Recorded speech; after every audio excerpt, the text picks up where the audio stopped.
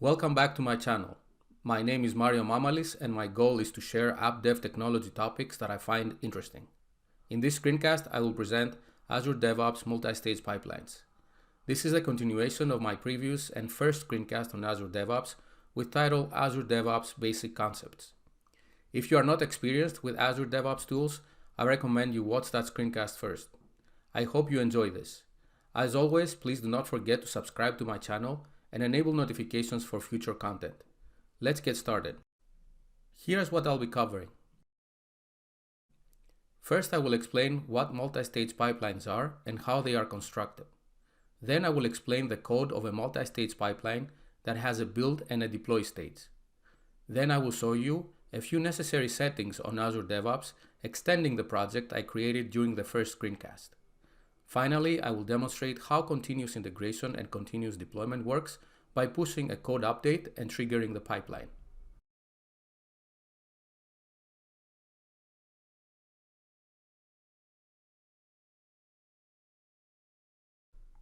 Let's take a look at the YAML schema of a multi-stage pipeline.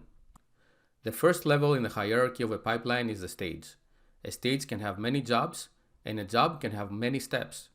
Steps can be tasks, scripts, or references to external templates. A pipeline can have many stages, for example, a build and a deploy stage. A stage has one or more jobs that are distinct units of work.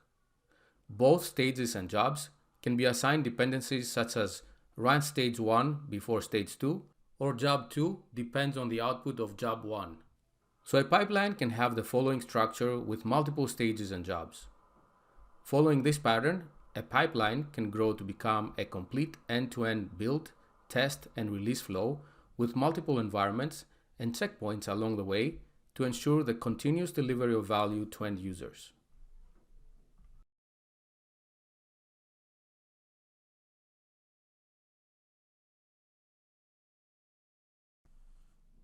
We are looking at the Azure Pipeline YAML code that we created in the previous screencast, during which we covered the Azure DevOps Basic Concepts. I suggest that you look at that screencast first for a deeper understanding of the scenario we're expanding. This pipeline has one stage with one job, and as we discussed in that screencast, those keywords can be omitted if the pipeline has only one of each. This simple pipeline has 3 steps that execute sequentially. The first step specifies that the code needs to be built using the .NET Core SDK 3.1 and above. The second step builds the code, and finally the third step runs the unit tests to ensure the quality of the code. This was a good starting point for continuous integration that executes every time a code change is pushed in the code repo. Now we will look at the code of a more elaborate multi-stage pipeline that includes continuous deployment to a dev environment.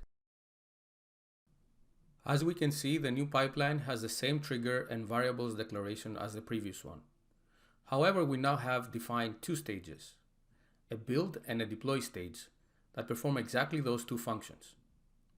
Expanding the build stage shows that a jobs keyword with a single job called build has been defined. I will go ahead and expand this job to reveal the steps defined under it. If we compare this to the previous pipeline, we will see many similarities. In fact, all the steps we had in the previous pipeline are also included here. The differences are that I have included the VM image to be used for this job as part of the job definition, and I have added 2 more steps at the end. One step creates the artifacts needed to deploy the code, and the second step publishes the artifacts to a predefined location so that they can be made available to subsequent stages. Let's look at those 2 new steps in more detail. The create artifact step is a task of type .NET Core CLI. This type of task is used to build, test, package, or publish a .NET application, or to run a custom .NET command. In this case, we use it to publish the artifacts needed. Under inputs, I set the command to publish. The publish web projects argument is required for the publish command, and in this case I set it to false. If this was set to true, this task would search for all web projects in the repo and it would publish them. I am handling this better in the next argument. Here in the projects argument, I specify the path to the specific CSproj file to use from the associated repository. As a reminder, check the previous screencast about Azure DevOps Basic Concepts to see the project and the repo I'm using for the code. The arguments property is about the command line arguments, and the possible values depend on the command we're using. In this case, I'm specifying the build configuration, referencing the variable I have defined at the top of the YAML, and the output of the command to be the build's artifacts staging directory. Finally, I set the zip after publish argument to true to indicate that I want the folder created by the publish command to be zipped. The task I just explained will create the necessary artifacts in a zip folder and place them in the build staging directory. The next task of type publish build artifacts is also needed to retrieve the artifacts from the build staging directory and upload them as an artifact of the pipeline. Now we have the necessary files needed for subsequent stages of this pipeline.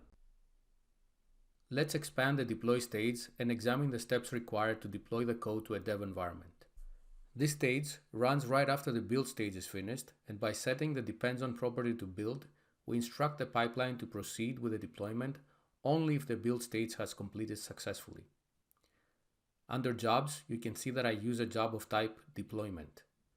A deployment job is a special type of job. It's a collection of steps to run sequentially against the environment. In YAML pipelines, it is recommended that deployment steps are placed in a deployment job. Next, we set the VM image again to the appropriate image. I usually use Ubuntu latest or Windows latest depending on the application. In this case, we are deploying a web app that is set to run on Linux, and therefore I selected Ubuntu latest. Although it doesn't really matter since .NET Core runs on multiple operating systems. Next, I set the environment to dev. An environment is a collection of resources that can be targeted by deployments from a pipeline. Environments can include Kubernetes clusters, Azure web apps, virtual machines, or databases. Typical examples of environment names are dev, test, QA, staging, and production. The advantages of using environments include deployment history, traceability of commits, resource health diagnostics, and managing permissions. At the time of this recording, specifying app service web apps as the environment is not yet available. However, by setting the environment to dev here, it automatically creates an environment as an abstract shell on the portal without specific resources, and it allows us to record the deployment history. Next, we specify a variable group under the variables keyword. This is also something I will demonstrate shortly on the DevOps portal.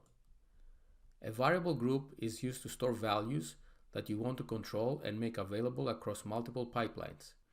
You can also use variable groups to store secrets and other values that might need to be passed into a YAML pipeline. The next keyword I used is strategy. When a pipeline deploys application updates, it is important to have the appropriate strategy. A strategy encapsulates a series of lifecycle hooks that run specific steps during a deployment.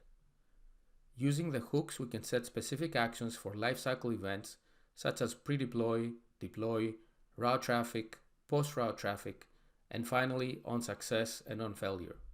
A strategy defines how to execute those steps. In our case, we use run one strategy, which is the simplest strategy.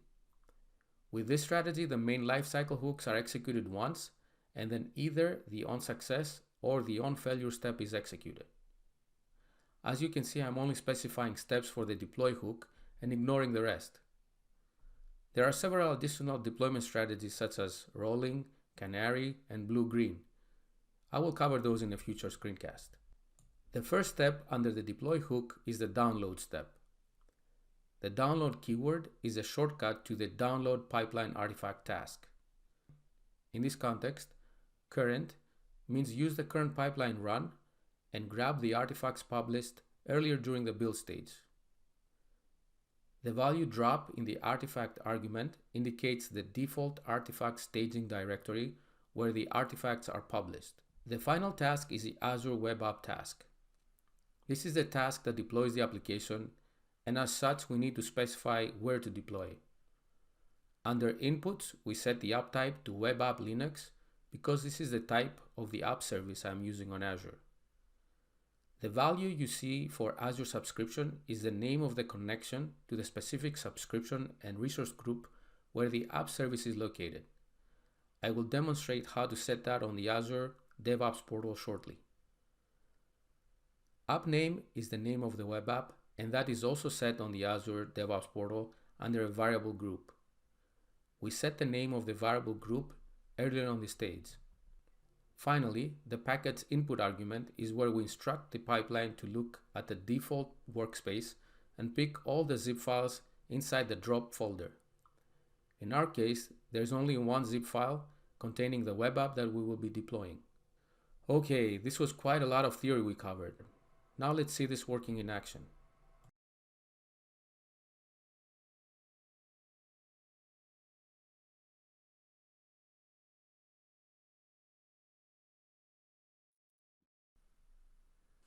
Before I push the new pipeline to the repo, I must create the service connection and the variable group.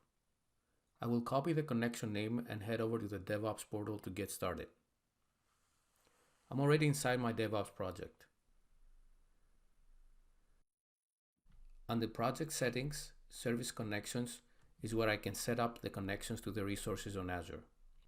I will create a connection, pick Azure Resource Manager, and Service Principal as my authentication mechanism. It is important to note here that my DevOps organization account user is part of the same Azure domain account where my Azure resources are created. That is why I can see the appropriate subscriptions and resource groups. After making the selections, I paste the service connection name and click Save.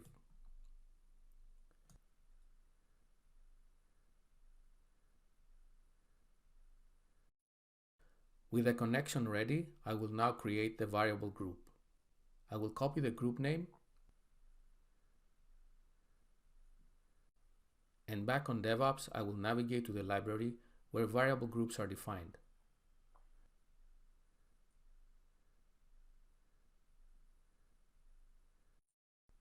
I will go ahead and paste the variable group name, copy the web app name, and create a new variable under this group.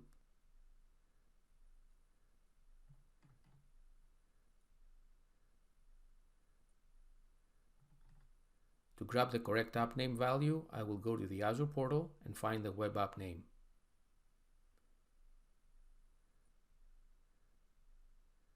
The name is SoccerStats Web Dev.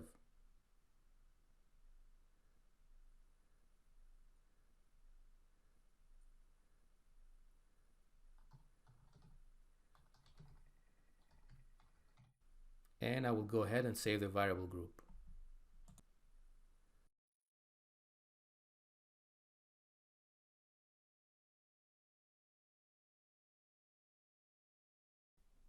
Okay, now we're ready to deploy the new pipeline and see CI/CD in action. I will open the web app in Visual Studio and run it to see the current version.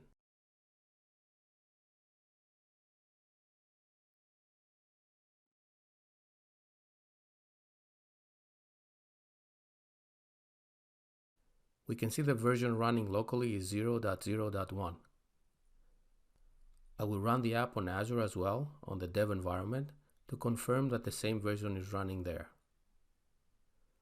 Version 0.0.1 is running on dev as well. Okay, time to replace the Azure pipeline YAML with the multi-stage pipeline we examined. Back in VS Code, I will copy and paste the new YAML code to the project pipeline file.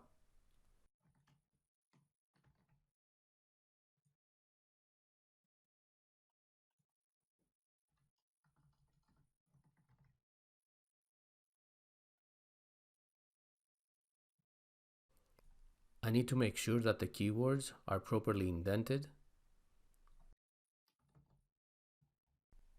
Everything looks good. Okay, I will save this.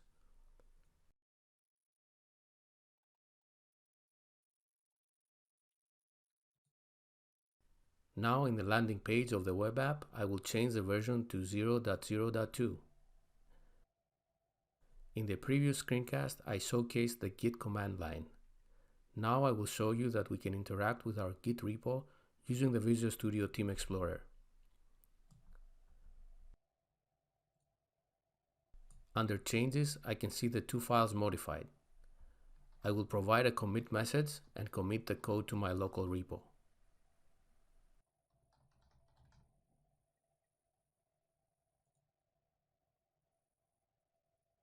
Then I can sync push to the remote repo.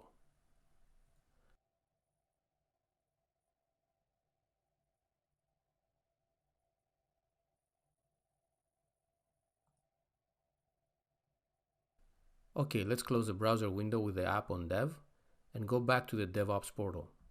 Under Pipelines, we can see that the pipeline has started running automatically since we pushed an update.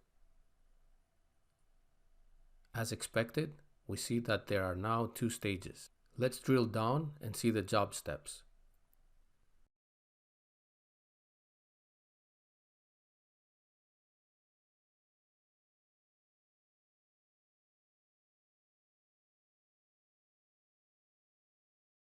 Okay, the build stage has finished successfully, and the deploy stage is now running.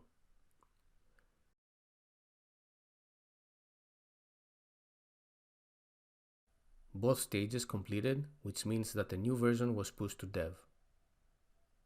Let's run the app and confirm.